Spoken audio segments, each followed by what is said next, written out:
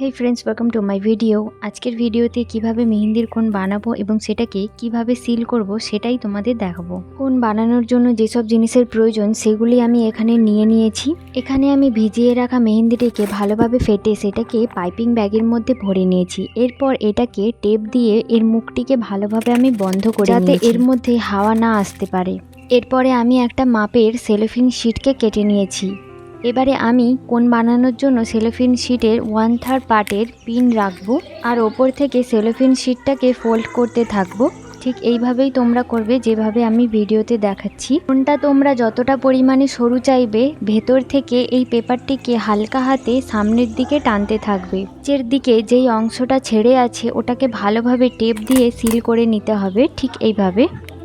এরপরে আমি piping bag থেকে মেহেন্দিগুলোকে সমস্ত কোণের মধ্যে ভরে নিয়েছি। মেহেন্দির কোণগুলো ভরা হয়ে গেলে এবার আমাদের কোণগুলো সিল করার পালা।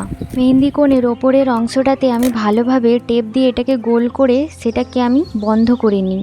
এরপর আমি মেহেন্দির মুখটাকে পিন দিয়ে আটকে নিই। তারপর বাকি অংশটাকে ঠিক এইভাবে আমি টেপ দিয়ে আটকে নিই।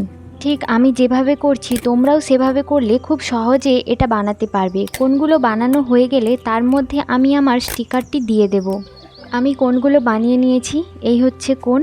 এরপরে আমি এর ওপরে আমার লোগো প্রিন্ট করা স্টিকার এর মধ্যে আমি চিপকে দেব। আর এখানেই কোণ বানানো শেষ। ভিডিওটি তোমাদের কেমন লেগেছে অবশ্যই আমাকে কমেন্ট করে জানাবে। মেহেন্দি রিলেটেড কোনো প্রশ্ন থাকলে অবশ্যই কমেন্টে জানাতে পারো, আমি নিশ্চয়ই সেটা সলভ করার চেষ্টা করব। Thank you, by.